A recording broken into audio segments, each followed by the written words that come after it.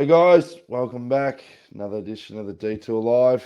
I've still got a bit of the Joe Cockers this morning, but I'll give me a couple more days to be able to shake it. I'm your host, Dan Jones, joined as always by four-time national road champion from Australia, Johnny Trevorrow.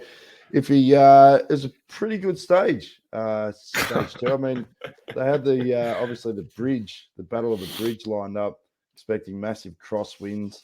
When we went up to the start of the bridge, we had the King Kanga as a bit of a wind meter. So we had a look at the flag, and there was a bit of a roaring head crosswind. But yeah, what do you make of the stage, mate? Well, I was surprised in a couple of ways. I was surprised at the start. Everyone obviously was nervous about the bridge or whatever, but they just let, Maggie with Magnus Court jumped up the road, and of course, Danish, he wants to get in that break. And then he got joined by the Norwegian guy, and then the other guy, two B&B guys come across, but no one else. The fact that the main teams wanted to that suited them to let a little break of four, but everyone else just gave up. I thought, Stewart of France. We've been watching every Grand Tour we've watched recently. To get in the break, it's been like an hour of 50k an hour. Every day on the Giro to get in that break. Yeah. And everyone just let it go. All the other teams that needed to be They're going soft, John. Well, I almost like they were too nervous. Everyone was that nervous about this bloody bridge. Yeah. Anyway, it turned out. Well, the first crash on the bridge. Hadn't been the headwind. It would have been absolutely chaotic. It would have been all over the place like a dog's dinner. But that headwind just contained everything. So it made all the difference. But that big crashes, they happened 1K earlier. Well, what would the difference be? I mean, you got 60 or 80 bike riders who end up getting bunch time who all would have been lost, including our mate, the Pog. He would have lost a couple of minutes. So, yeah, it turned out amazing. And the crowd's unbelievable. I mean, you always see big crowds when you have 3 days in another country. They always get behind it. You remember any time they've gone to the places like the UK.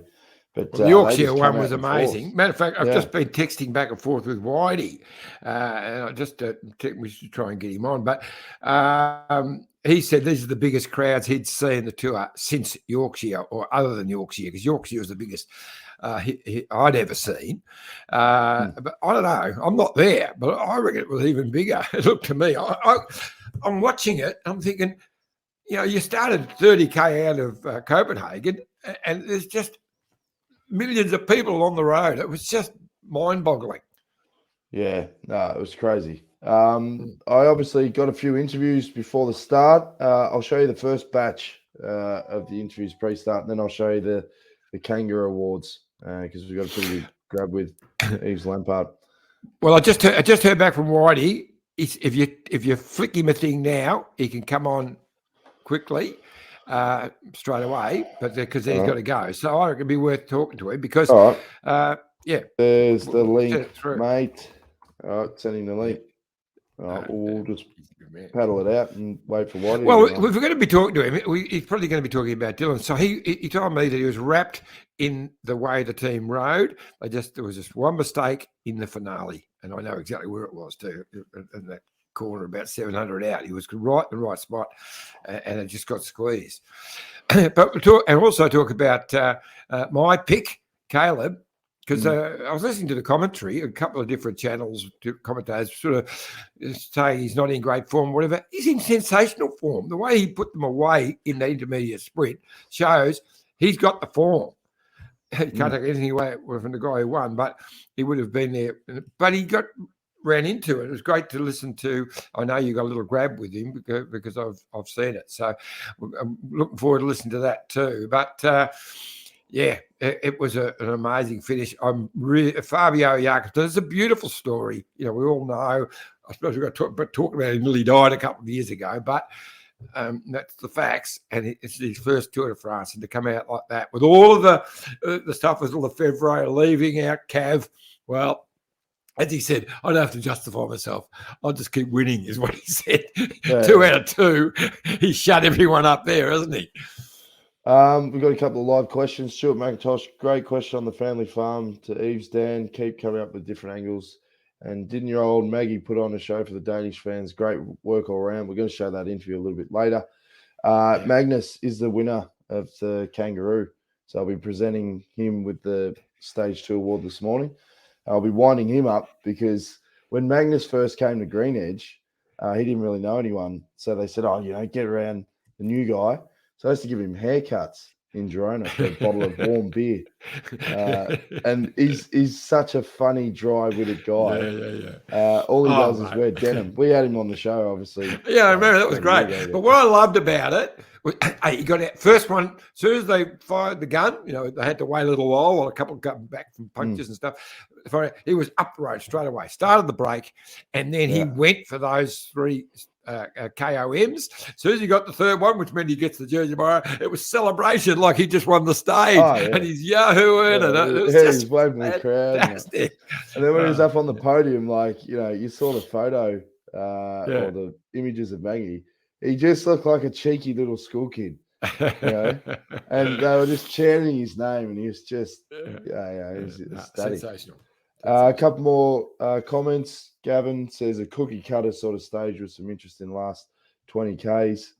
Sally says enjoyed seeing Yves Lampaert reaction to the Kangaroo. Seemed genuinely touched. He did, and that was advice from George Bennett and Sam Bewley.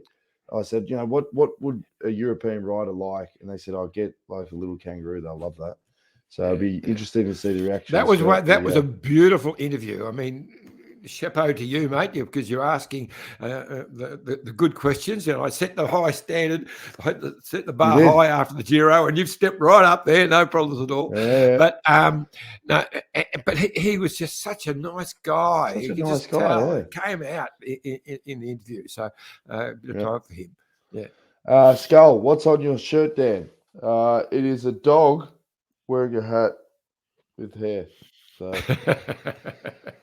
Fiona says, Dad, we need you to be well for our couch Peloton fix. Maybe soothing honey tea to help. We can't do the tour without you. It's not the same. Absolutely loving the daily Kanga prize. Thanks, Fiona. I will get on to the hot tea. And the Wheel Wizard doesn't miss a trick. He says, can you tell me why Vingegaard is not in the white jersey, Iffy? When it's under 26, Story is under 26. He's 25 plus 103 days. And Vingegaard is 80 days older. That's a good question. But it's under 26 for the... Yeah, no, I can't answer that. Right. It's a good question. But and obviously we've got something wrong, but we'll have to check that one out for him. Now Will Wizard had to go at me for saying vinegar wrong. Well, he spelled it wrong then. So he's got 2 G's. It's Vinegar. Okay. So there you go. Will Wizard, you got it wrong. Get your spelling right, mate. Well, let's run these interviews anyway. And if Whitey comes on, they only go for a couple of minutes. So Yep. All right, here's the interviews from before the start. Hello, Bjorn. Obviously a big day today, mate. How are you feeling coming into this stage?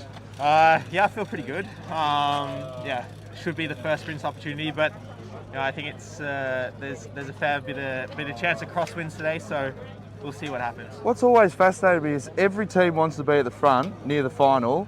How do you navigate that other than a bit of argy-bargy and old school hip and shoulders? Well, I think we have the benefit, we have a team pretty much full of classics riders almost. So big units too. Yeah. So I think we'll have a bit of an advantage there. But yeah, like you said, every DS is saying to their riders, be at the front, and there's 200 guys trying to be at the front, and obviously it's not enough room for that. So yeah, I think it'll make it a bit of carnage. And a bit of technical final there. I think 2.8 to go. There's a hard right and then a hard left at the end. Done a bit of research, mate. But yeah, I mean, you must be well versed as to where to be at what time. Yeah, I think the more technical the final, the better for me. So I think there's going to be a big race off the bridge, and then a big race into the last left-hander with 700 to go. And then I think it's just going to be who has the most guys left at the end there after that 700 metres that will get the lead out right. Well, all the best, mate. I'm sure all of Australia will be cheering you on. Cheers. Thanks. Matt White, I was just thinking, it's been a long time since the team had a pure sprinter at the Tour de France. How does it feel coming into the first sprint stage this year? Exciting, mate. It's exciting. It's also it's a different stress as well when you haven't got a GC guy. Obviously, when you've got a GC leader, which we've had for many, many years here, you've always got to have 100% attention of where that guy is. And we're going into the race with more of a one-day mindset, and we can attack a day like today as it's our last. So it's exciting, and Dylan's really looking forward to show his wares back on the biggest stage in world cycling. I'd argue that it's more fun having just going for the sprints, because it is a circus at the best of time, the Tour de France, but when you can really just hone in on those particular days, I think, do you find that it is better for maybe the staff and that as well? Oh, it's going back to our roots, isn't it? Yeah. That's how we started as a bunch of opportunists. And we came here the first couple of years with Gossi, but that was a long time ago. And Dylan's been a really good acquisition to the team this year. Already had 5 wins, but we're looking at winning here on the biggest stage with him. And that first goal starts today. Well, one thing with sprinters is, they do feed off confidence, and, Dylan seems like that rider that is confident in his ability, that must give confidence to the guys around him. It is, and look, I don't think it's ever been easy. It's never easy changing teams. Dylan's basically spent a vast majority of his career at Jumbo-Visma, but the change has been a good one this year. The key for us has been Luka Mezgec. He's the professor has been a really, really valuable link with Dylan, and the vast majority of their race program has been together this year, and they've developed a really strong bond very, very quickly. I think that's going to hold us in good stead for the Tour. And also having Dylan that takes a bit of the pressure off Bling for those sort of medium finishes. Oh, 100%, and we've got that ability there that if something happens, crosswinds or the stage is too hard for Dylan, that we've got Bling there as backup. And then also Bling has also evolved a lot over the years. He's never has been a pure sprinter. He's very, very fast, but what he's evolved over the last couple of years there is his best chance at winning here in the Tour de France is going to be probably in a medium mountain stage or a very selective final. It's the old green edge 1-2 punch. Hey, it's good. It's a good one to have. It's a good one to have. All right, well, we've crossed from Matt White pre-start to Matt White live. How's it going, Whitey? No, Whitey. Yeah, good. Yeah, good, mate. We were just discussing then, there was obviously a big build-up to the battle on the bridge. There was obviously a few nerves, but how did it pan out in the end for you guys? Oh, well, it could always go better unless you're winning, couldn't it? So we got to analyse what happened yesterday, and I think we went through the process really well as a team there. And one small mistake cost us in the final, but the boys rode really committed, a real good focus from the guys yesterday, and today we had another chance to turn things around. Iffy? Yeah, I watched it. At one stage, you had the whole team in line when the crunch was on, and it looked fantastic. And really, it was up to into the last kilometre. It was all looking perfect. But then I know exactly where the spot you were when it took that bend. It got squeezed. Dylan got just squeezed that bit far back and never really recovered from that. Yeah, this is a Tour de France. The boys actually did a very good job to actually avoid the crashes during the day today, and that's sometimes you've got to expend a little bit more energy to stay in the front when it matters. But at the end of the day, none of our guys were involved in any of those crashes yesterday. And yeah, you make a mistake at that speed. This is the Tour de France, and you end up paying for it. But I said we had a really good debrief yesterday, real constructive, and looking forward to see what the guys can do today. You've got, I noticed you talk about the yin and the yang. You've got the Janssen and the Jensen, and they both did a fantastic job, the two Nords yesterday. Chris was, very strong on the front early in the day, but I was very impressed with the Norwegian Jensen in that finale. He was really, really strong. Yeah, look, he one of the reasons we brought him across to the team there is we noticed what he was actually doing at Jumbo-Visma. And funny enough, he was actually doing it for Dylan. So a couple of years ago. So when Dylan was winning stages in the Tour de France a couple of years ago with Jumbo-Visma, he was his P3. So there was him and then Tunissen was his last man. So they have experience working with each other. Yeah. Old Armand there, he had a big crash last year in the Tour de France, and basically it ruined the second half of his season last year. And then he got COVID pretty bad early in this year, and It's the first time I think we've seen him on really, really good form for 12 months, and it's perfect timing. We know he's got the experience to do that role, and it was very really good boost of confidence for Armand, and obviously for us as a group that that talent, that feel for those sprints hasn't gone anywhere. Now, last question from me, because I know you've got to go.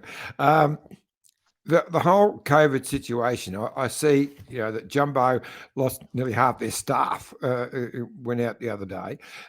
What's it like on the ground there right now?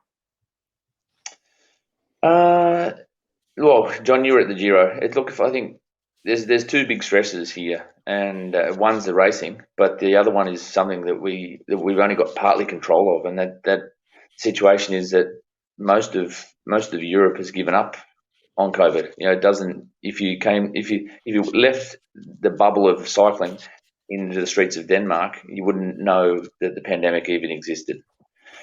And the battle for us and the challenge for us is to keep our staff and especially our riders COVID free over the next 3 weeks. And even now at hotels, it's not law for people serving us to wear masks. So we're taking all the precautions we can, but at the end of the day, I don't think we do a very good job. There's a reason. I think once bitten, twice shy, and we paid a price back in 2020 at the Giro when it was our biggest goal of the year, and we were doing everything we could there. But that was at the start of the pandemic, and since then we've had a good run at these races because we are taking every precaution possible. But it's one of those things that it's always in the back of my mind because it's something we can't see or feel, and we're just waiting for the next test and hoping that everyone returns a negative test because at the end of the day, there's people now who are going positive with absolutely no symptoms. And we've got bubbles within bubbles. So obviously the rider bubble is the most crucial one. So anyone who's in contact with the guys always has to wear a mask. That includes when they're on the massage table and all the staff around them. And then the staff bubble, well, obviously we're eating together, we're rooming with each other and working with each other. So the most important thing is to keep that bubble safe on the outside. And that's when we come into people who aren't in our team, even with other teams, that we wear a mask and try to keep a safe distance away because at the end of the day, no one else on the ground here is getting tested besides the people directly involved in the teams and certain members of the ASO. I hope no prick burst the bubble. Is that right? Yeah. I hope no prick burst the bubble. Yes. Right. You were doing the best job of every team. You did at the Giro, mate, without doubt. So good on you, pal. Well, I was just saying, speaking of COVID, Marcine Page says, time for a new mask, Jones. That one looks like something Borat would wear. I put it in the dryer before I come over and it shrunk. So it's a bit too tight. And on my buff head, it looks terrible. Hey, before you go, Wheel Wizard keeps bugging us. He said, Mr. White will know exactly what is the cutoff limit for the under 26 white jersey classification because he couldn't work out why Vingegaard's not in the white jersey and Storr is under 26. He said they're 25 plus 103 days. But I can tell you why he's not in because buddy Pogacar's in front of him on the GC. Well, there you go. There's the answer. Pogacar's third on GC. Well, there you go. Well, what? I didn't think of it before. That stuff. He's normally red hot. Before you go, Waddy, last one for me. Crowds, mate. Is that the biggest crowds you've seen? No, the biggest crowds I've seen. It's the second biggest. The biggest crowds were Yorkshire. I don't think that'll ever be beaten. But Yorkshire was another level. But yesterday was very, very impressive. It was quite funny because I was reconning the stage a couple of days ago, and the only thing I saw was a couple of sheep out in those fields there. And 48 hours or 72 hours later, there was just wall to wall. Amazing. And the Danes are nuts about cycling, and geez, they came out and supported the race yesterday. It was, it's a challenge to take these events outside of France logistically, but when you see the ability for us to take our sport and the biggest event of our sport to another audience, and they come out and support the race and the teams the way they did, it certainly makes the effort worthwhile. You must have got a laugh when you saw Maggie get the Mountains jersey and give the celebration and get the crowd going. You obviously know Maggie really well. Gave him his start in the World Tour. Yeah, mate. He's a homeboy. He comes from a little island called Bjorn, which is a little island off Sweden actually. But so he's not from mainland Denmark, but he's a great lad. And we had a bit of a chuckle in the car there when he put the hammer down and put the poor old Frenchies in the locker, and they never came back. The third year, and the poor lads from the French team never saw him again. He's a class act, and you saw at the Vuelta last year, and he's won multiple stages in Grand Tours before, but he is one class act and a very, very young, very, very nice lad. Will Wizard said he's not listed in the top 27 riders. He's not letting this one go. So he's not in the classification. So okay. Well, I know why he's not wearing the jersey, but I can't answer the rest. We'll check it out for you. We'll find out. We will get on that. Anyway, we better let you go, Whitey. Good luck today. Hopefully, it's a big day for Dylan and the team. And we'll check in again soon, mate. Yeah, I think the weather it certainly looks a lot calmer wind-wise today, but unfortunately, there's a pretty good chance of rain. So that'll obviously add a little bit of different dynamic to the racing, but there certainly won't be as much wind as there was as yesterday. All right, good stuff, mate. Thanks, Whitey. Speak to you soon. Okay. Cheers, Whitey. See you, mate. Mate, White, we're going to take a quick drinks break. When we come back, I'll show the videos of the Kanga presentation, so stay tuned. Look at this bike. You think it's just a bike, right? But it's not. It's a bike 374 people are looking at. This guy, this girl, them, all looking at it. People from here, there, and wherever this is. People that are looking for a bike. Or just a piece of it. Amateurs, semi-amateurs, and pro-amateurs. This guy wants this bike, but with this crank and these bars. This could be the perfect match. But not this one. This girl has a bike to sell, and thousands of people might purchase it. Eyes on Bikes help grow small businesses. His, hers, yours, and the latest data and insights help those businesses keep moving. We are the world's #1 bike marketplace, with over 500,000 products and 900 brands, where buyers and sellers are brought together in a place where a bike is never just a bike. Bike Exchange, where the world buys, sells, learns, and rides. Thanks again to Bike Exchange for their amazing support. If you need anything iffy bike related, get across to bikeexchange.com.au. Just get anything, anywhere in the world. They're the Bike Exchange are the biggest. Just jump on board and you'll get whatever you want. All right, kangaroo presentation time. We had two ceremonies. We had the consolation prize with Michael Matthews and obviously the winner with Yves Lampaert. So let's have a look. Michael Matthews, I've got good news and bad news. What's that, mate? Good news is you were nominated for the Couch Peloton Ride of the Day. Today? Yeah, from the time trial, because you're the top placed Australian. Bad news is you didn't win. You got knocked off by Lampaert, but you won the yellow jersey. But like remember in primary school, you get a consolation prize. You get the Couch Peloton sticker. It's a badge of honour. Now, have you seen the film Gladiator? Yes. Remember that famous line, win the crowd, win your freedom? Yeah. Got a challenge for you. You're big on socials. Find a nice place to stick that. Yeah. Use the hashtags. And mate, you've already got a big support, but it'll just go viral. All right, give it a crack.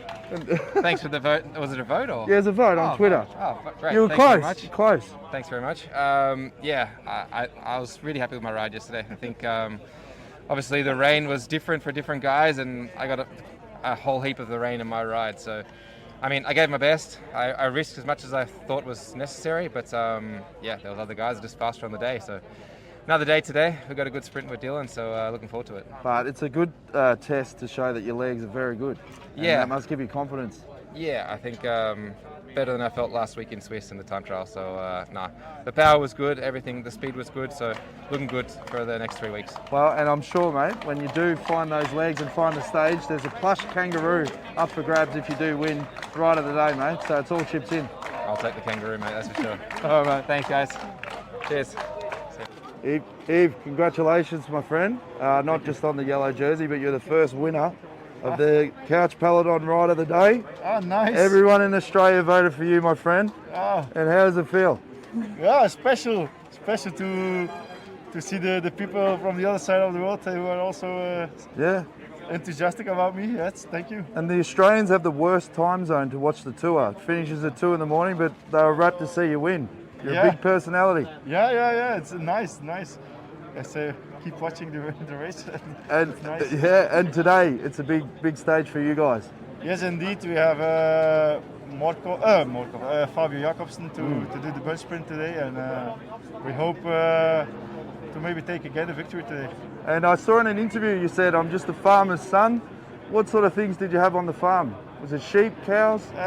No, we only had vegetables on the farm. Oh, good. Like leek, cauliflowers, zucchini. So you were fit at a young age because they help you food. Yeah. I had a wonderful youth in the past.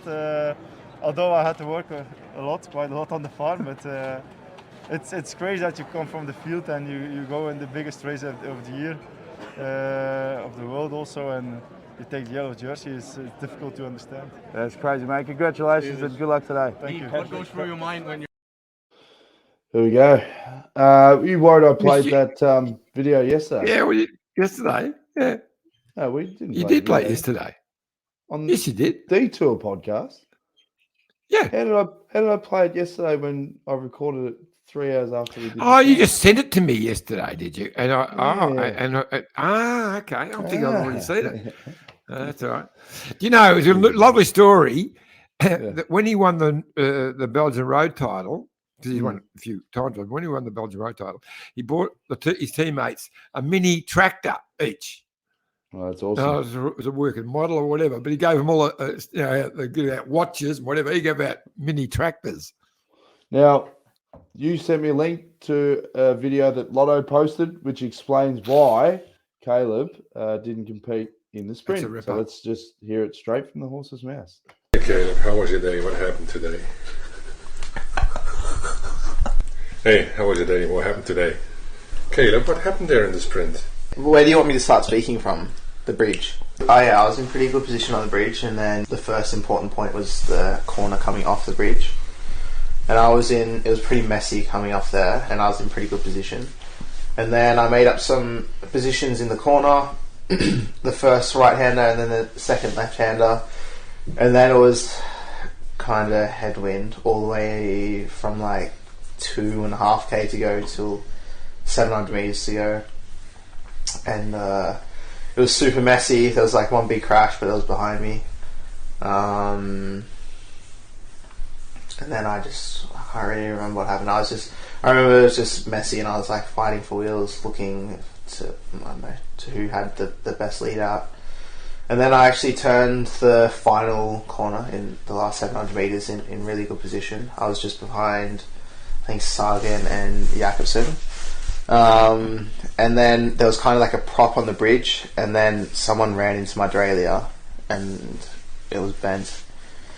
And it was just like my gears was like skipping, and I thought I'd just sprint anyway to try to get some points. I knew it was probably going to be too hard to win with skipping gears. And then like in the last few hundred meters, my chain just went like between my 11 and the frame, so then I just like couldn't actually even pedal anymore, so a bit disappointing. But yeah. Did you get any points? In the finish? Yeah. Yeah, I think maybe a few. So you had some points. Like 4 points though.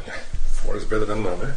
Yeah, intermediate I felt really good. Yeah, gave me a bit of confidence, but then, yeah. Well, I felt good in the finish as well, so it's always disappointing when like a mechanical or something forces you out of contention. Well, there you go.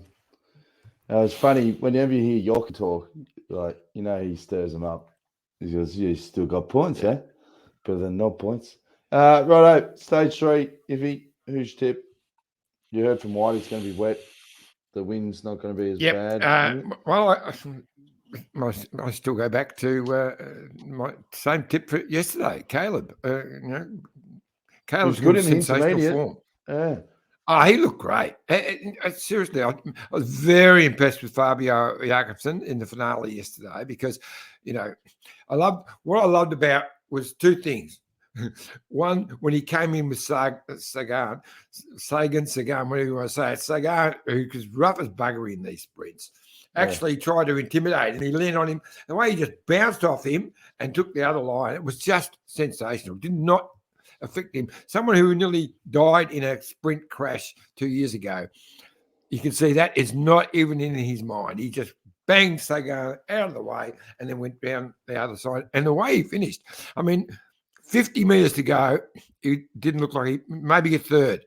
And the way he just flew home, that was very impressive. I have no doubt that the two fastest guys here are Fabio and Caleb.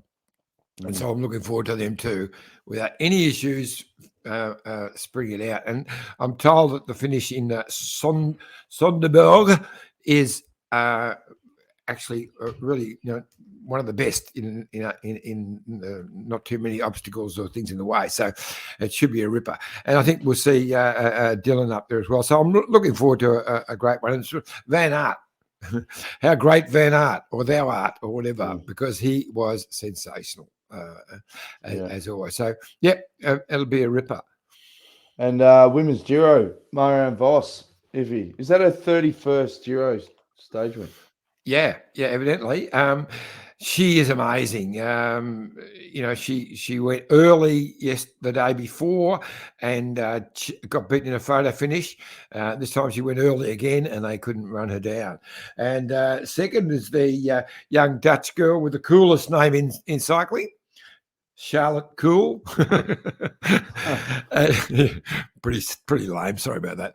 But she was... joke. Yeah, third dad joke. Yeah, third the day before and second yesterday. So going very quick. And Elisa Balsamo, world champion, was third and still holds the lead. She's 6 seconds in front of Marianne. Georgia Baker third at 12. There was a split. So a group of them lost 6 seconds. So Kristen Faulkner has dropped back to fourth at 14 seconds. So they're still in the mix. See, Spratty, she might be down about 19th, but she is only 31 seconds down. So you got to remember this. We've got a few tough days to come. So we'll see how Amanda goes. A couple more comments before we wrap things up.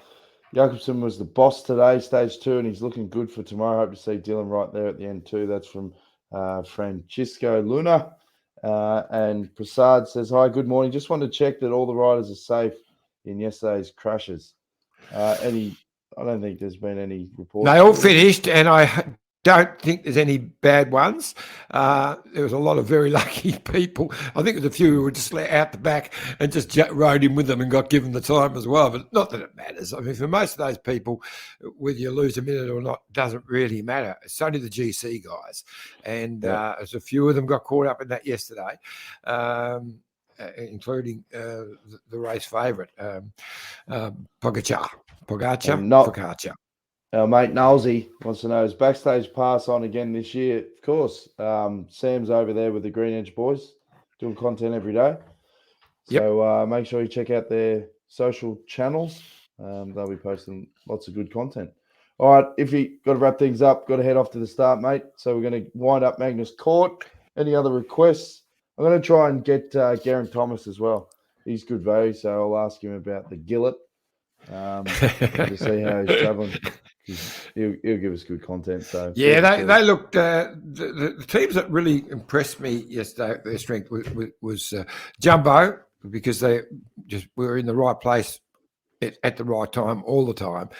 Ineos too. Whenever there was pressure coming on, when that direction changed, it was Ineos who jumped to the front as well. And of course, Quick Step also, very impressive. And Bike Exchange, they were, men on mission yesterday, and they rode perfectly just about all day. But that'll be a great finale today. Hopefully the rain stays away. What's it like there right now, mate? A bit overcast. We're staying at Nicky Strobel's holiday pad. It's magnificent.